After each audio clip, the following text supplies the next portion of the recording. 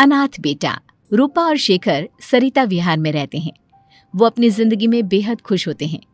दोनों का शौर्य नाम का एक बेटा भी होता है, जिस पर दोनों ही अपनी जान छिड़कते हैं। शेखर, अब तो आप शौर्य को अपनी गोद से नीचे उतार दीजिए, उसके सोने का टाइम हो रहा है। नहीं रूपा, इसे मेरे पास ही रहने दो प्लीज। मैं थोड़ी देर में इसे बिस्तर में सुला दूंगा। लेकिन कल सुबह आपकी ऑफिस में मीटिंग भी तो है ना, और इसके लिए आपको कल जल्दी भी तो निकलना होगा। जाइए, आप भी जाकर सो जाइए। क्या यार, अभी तो मेरी गोद में आया था मेरा बेटा और तुम उसे लेकर जा रही हो। बाद में कर लेना अपने बेटे से प्यार, अभी जाकर सो जाइए।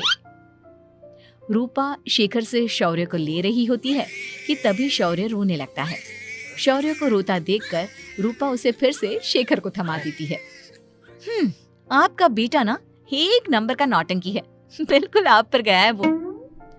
साफ बोलो ना, तुम्हें जलन होती है हम दोनों बाप बेटे का प्यार देखकर।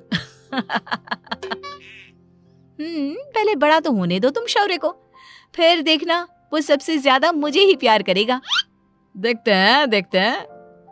ऐसे ही दिन बीतते चले जाते हैं और एक दिन कैंसर की बीमारी के चलते रूपा की मौत हो जाती है। अब शौर्य 3 साल का हो चुका होता है, जिसके कारण उसकी दादी शेखर पर दूसरी शादी का दबाव बनाने लगती है। शेखर, शौर्य अभी बहुत छोटा है और उसे इस समय एक माँ के प्यार की बहुत जरूरत है। माँ, मुझे दूसरी शादी नहीं करनी। क्या पता जो दूसरी औरत आएगी वो मेरे बेटे को एक माँ का प्यार दे या ना दे। तो रूपा की छोटी बहन वैशाली से ही शादी क्यों नहीं कर लेता? वो तो शौर्य को एक माँ का प्यार पूरा दे सकती है ना। मैंने कहा ना माँ, मुझे दूसरी शादी नहीं करनी, और अपनी ही पत्नी के बहन से तो हरगिज नहीं। ऊपर से अगर रूपा देख रही होगी तो वो क्या सोचेगी? अपने लिए ना सही, लेकिन तुझे शौर्य के लिए तो शादी करनी ही पड़ेगी ना बेटा। शेखर कुछ कहता उससे पहले ही अंजुमन उसे रूपा की कसम दे देती है, जिसके आगे मजबूर होकर शेखर शादी के लिए हामी भर देता है। देखो वैशाली, मैंने तुमसे शादी सिर्फ अपने बच्चे के लिए की है। मैं चाहता हूं कि तुम उसे एक माँ का भरपूर प्यार दो। शौर्य, आपके साथ साथ मेरा भी कुछ लगता है।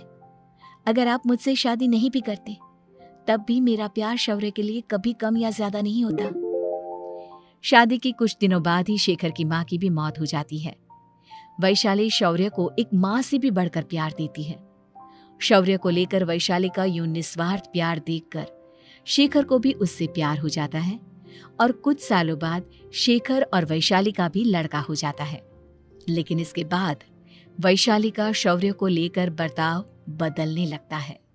वैशाली, मैं देख रहा हूं तुम आजकल शौर्य का जरा भी ध्यान नहीं रख रही हो। मुझे पता नहीं था कि आदित्य के होने के बाद तुम इतना बदल जाओगी। आदित्य मेरा अपना सगा खून है और शौर्य दीदी का, फिर मैं दोनों में अंतर कैसे नहीं करूं? माँ भले ही दोनों के अलग अलग है, लेकिन पिता तो एक है ना।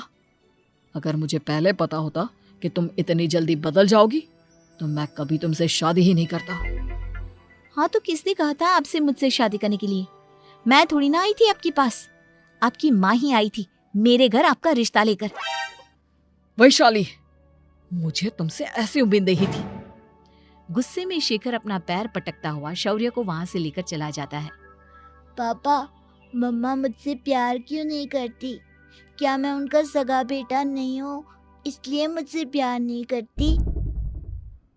मम्मा नहीं करती तो क्या हुआ बेटा, पापा तो करते हैं ना आपसे प्यार। कुछ दिनों के बाद, आज तुझे खाना पीना कुछ नहीं मिलेगा, चल चुपचाप से अपने रूम में जाकर सो जा। माँ, अब भाई को खाना क्यों नहीं दे रही हो? बेटा तू आराम से खाना खा, इस नालायक की चिंता मत कर। एक दिन खाना नहीं खाएगा तो मर नहीं जाएगा ये। अगर भैया नहीं खाएंगे तो मैं भी नहीं खाऊंगा। तू अपने भाई का भक्त क्यों बन रहा है? ये तेरा सौतेला भाई है, सगा नहीं जो तू लक्ष्मण बन रहा है। माँ, आपको इतना भी नहीं मालूम? श्री राम और लक्ष्मण सगे भाई नहीं थे।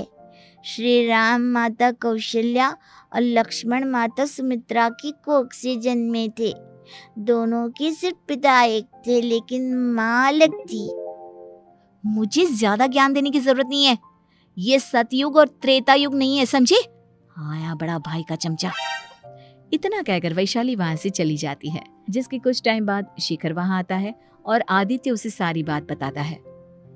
मुझे माफ कर दो शौर्य, तुम्हारी माँ के जाने के बाद मुझे दूसरी शादी का फैसला करना ही नहीं चाहिए था। अगर मैं दूसरी शादी नहीं करता तो शायद आज तुम्हारी ये हालत ना होती। नहीं पापा, अगर आप शादी नहीं करते तो मुझे आदित्य जैसा छोटा भाई कभी नहीं मिलता। थैंक यू मुझे इतना अच्छा भाई देने के लिए। तुम दोनों हमेशा ऐसे ही साथ रहना, फिर कोई भी तुम दोनों का कुछ नहीं बिगाड़ पाएगा। चलो मैं तुम दोनों को आइसक्रीम खिला कर लाता हूँ, बहुत भूख लग रही है ना। शिखर शौर्य और आदित्य को आइसक्रीम दिलाने लेकर जाता है। वो दोनों को पार्क में खड़ा करके आइसक्रीम लेने जा ही रहा होता है, तभी तेज रफ्तार से आती हुई एक गाड़ी उसे कुचल देती है और उसी पल शेखर की मौत हो जाती है, जिसके बाद शौर्य की जिंदगी नर्क से भी बदतर हो जाती है। सुन रे चिरकुट, इस घर के किसी भी सामान को मेरी मर्जी के बगैर हाथ मत लगाना।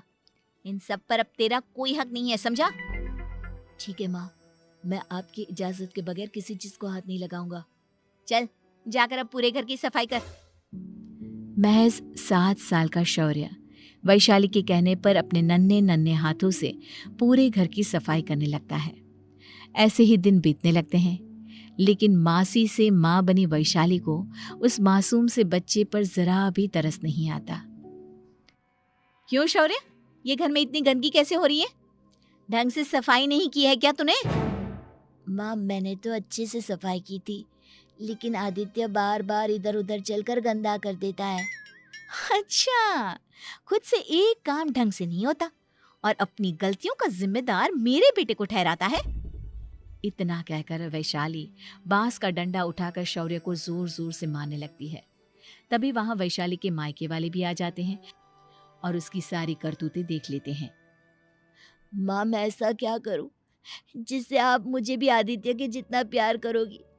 बोलिए ना माँ, मेरे क्या करने से आपके अंदर मेरे लिए ममता जागेगी?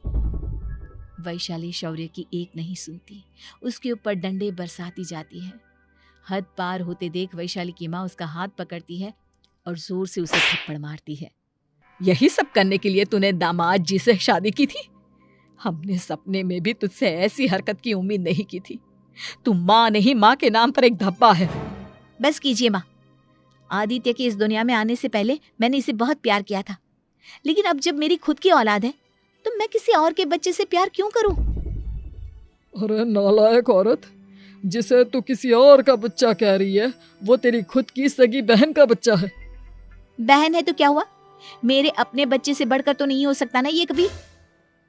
अगर यही बात थी तो तू हमें पहले बता देती, हम शौर्य को अपने साथ ले जाते। उसे इस तरह प्रताड़ित करने की क्या जरूरत थी? अगर आपको लेकर जाना है ना तो ले जाइए इसे, मैं नहीं रोकूंगी। नहीं माँ, मुझे कहीं नहीं जाना, मुझे आपके साथ ही रहना है। मैं तेरी कोई माँ बाबा नहीं हूँ, तेरी माँ मर चुकी है, समझा? अब निकल जा मेरे घर से। माँ अब बहुत गंदी हो, मुझे भी नहीं रहना आपके साथ, मैं भी भाई के साथ ही जाऊंगा। अरे तू क्यों जाएगा, तू तो मेरा सगा बेटा है, जाने दे इसे।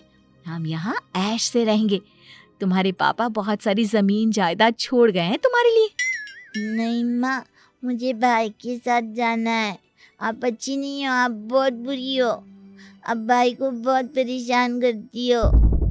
देख वैशाली, तुझसे ज्यादा समझ तो इस मासूम बच्चे में है। ये तेरे बुरे कर्मों का ही नतीजा है जो आज तेरी सगी औलाद खुद से तुझे ठुकरा रही है। आदित्य, तुझे इस शौर्य ने भड़काया है ना मेरे खिलाफ?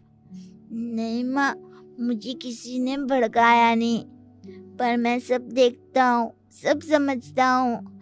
भाई बहुत अच्छा है, वो आपकी जैसा नहीं है। चलिए नानी। इतना कहकर वैशाली के मायके वाले आदित्य और शौर्य को अपने साथ ले जाते हैं और इस तरह वैशाली बड़े से घर में अकेली पड़ जाती है।